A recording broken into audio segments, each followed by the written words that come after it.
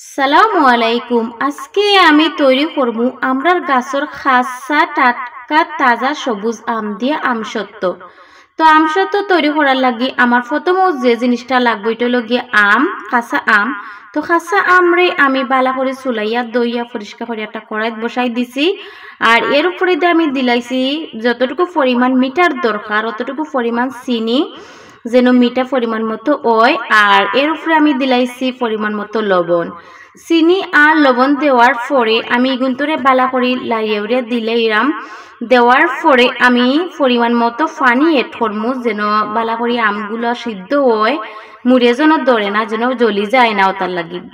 তারপরে আমি অসান্তরে বালা করে জাল দিমু, দিয়া আম যতক্ষণ পর্যন্ত নরম হইতো নাই, সিদ্ধ হইতো নাই, আমি অতক্ষণ পর্যন্ত এগুন্তরে সিদ্ধ করতে থাকবো। আম ইকসাইন বালা করে সিদ্ধ হওয়ার লাগি আমি এগুন্তরে ডাকনা দিয়া ডাকিয়া দিমু, যেন বালা মতো ব্লক উঠে এবং আমগুলা সিদ্ধ হয়। তো আমি ডাকনা দিলাইছি, দিয়া এখন কিছু সময় অপেক্ষা করমু আমগুলা সিদ্ধ হওয়ার লাগি। তো আমগুলা ব্লক উঠে গেছে, এখন আম প্রায় সিদ্ধ হয়ে গেছে। ওই সময় আমি একটা জালি চামচ যে নতা দিয়া বালা করে লাড়িয়া উড়িয়া দিলাইরাম। তারপরে আমি এটার মাঝে তুরাফ সামান্য সবুজ ফ্রুট কালার এড করিলাইমু, যেন আমর মাঝে একটা সুন্দর কালার আয়। তো আমি এখানে মাঝে পরিমাণ মতো একটু ফ্রুট কালার দিলাইছি, দিয়া আমি বালা করে লাড়িয়া দেরাম, যেন আমগুলা বালা করে মিক্সড হয়ে যায় আর গলি যায় একবারে। ওলাহান আপনারাও বালা মতো লাড়িয়া উড়িয়া দিবা আর বালা করে মিক্সড করবা। যদি দেখুন কালার কম হয়েছে, তারও একটু তুরা সামান্য কালার দিয়া বালায় লাড়িয়া দিবা। আমার সত্য খাইতে খেয়ে পছন্দ করুন। আমার ফুরি নিশাত তাবাসুম তাই আম সত্য খাইতে বালা পায়। আর যেবলা আমার সিজন থাকে না, ওই সময় যে সময় তাই কয় আম্মু আমি আম সত্য খাইতাম বা আম খাইতাম, তো আমি ওই সময় তাই দিয়ে একটু আটটু বাহরিয়া দেই ফ্রিজ থাকিয়া, তাই খুব মজা করিও খায় আম সত্য।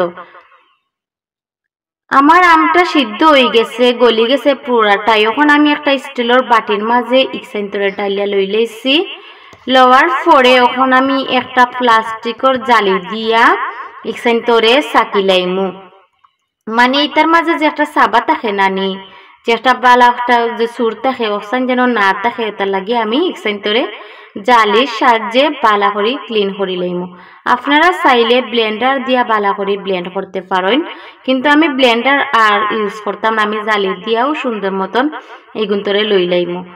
আমার লোয়া শেষ হয়ে গেছে। ডালার মাঝে আমি প্রথমে একটা পলিথিন বিছাইয়া লইছিলাম তেল মালিশ করিয়া, এরপরে ওটার মাঝে অপশান দিলাইছি, দিয়া রইদ দিলাইছি। টাটকা রইদর মাঝে 2 থেকে 3 দিন দিলেই আম শুকাইয়া আম সত্যটা সুন্দর মতন ওই যাইব। তো আমার আম সত্য হয়ে গেছে, এখন আমি আমার মতো করিয়া কাটি লাইছি। আপনারা আপনারা পছন্দ মতো ডিজাইন দিয়ে কাটি লাইবা। তো সব ভালো থাকবা, ধন্যবাদ সবাই রে।